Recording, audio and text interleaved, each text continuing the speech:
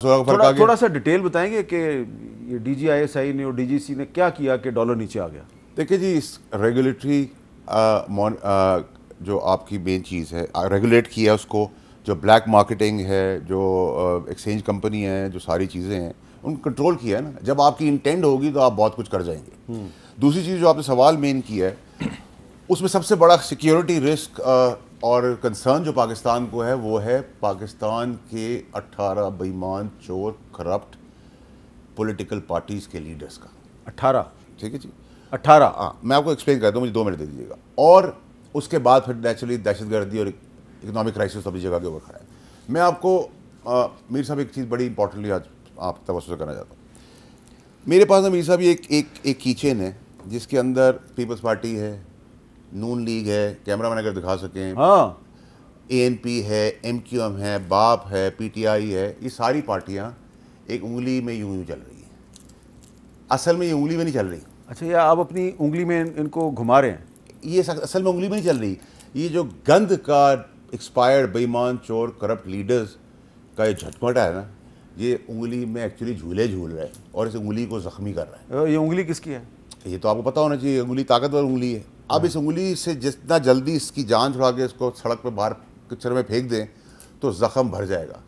لیکن جو حالات اور ٹائم چل رہے ہیں، اگر یہ انگلی میں یوں پھنس گئی تو اس کو نکالنے کے لیے نا آپ کو انگلی کاٹنی پڑ جائے گی، جو بہت بڑا نقصان ہوگا پاکستان کو۔ اور یہ جو انگلی ہے یہ ہے عدلیہ کی، اس میں کوئی بیگیج نہیں ہے۔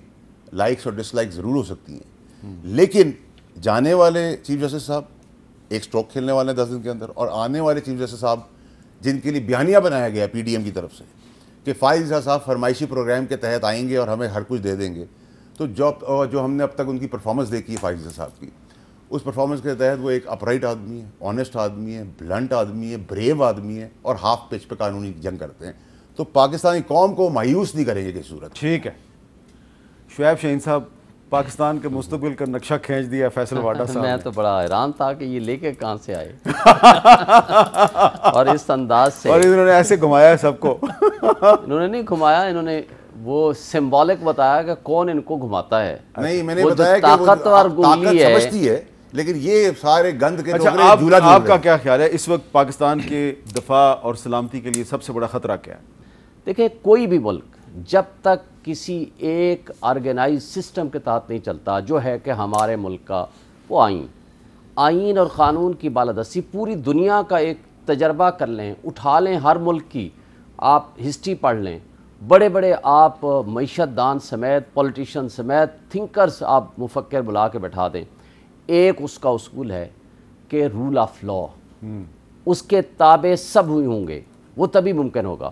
آپ پاکستان کی ترقی کریں گے، آپ کسی بھی ملک کی ترقی کریں گے، کسی قوم کی ترقی کریں گے، جہاں جس ملک میں مجھے بتائیں آپ کے اوپر کسی کا، آپ کے اپنے شہریوں کا ٹرسٹ نہ ہو کہ جس کو چاہیں اٹھا لیں گے، جس عدالت میں جائیں گے وہاں سے جو طاقتور ہوگا وہ اپنا حق لے لے گا، جو لا انفورسمنٹ ایجنسیز ہوں گی وہ ناچیں گی کسی کے سامنے، جو طاقتور کہے گا اس کے مطابق اپنے آپ کو بدل دیں گی، جو پولیس ہے وہ باندی بن کے کسی کے سامنے کھڑی ہو جائے گی۔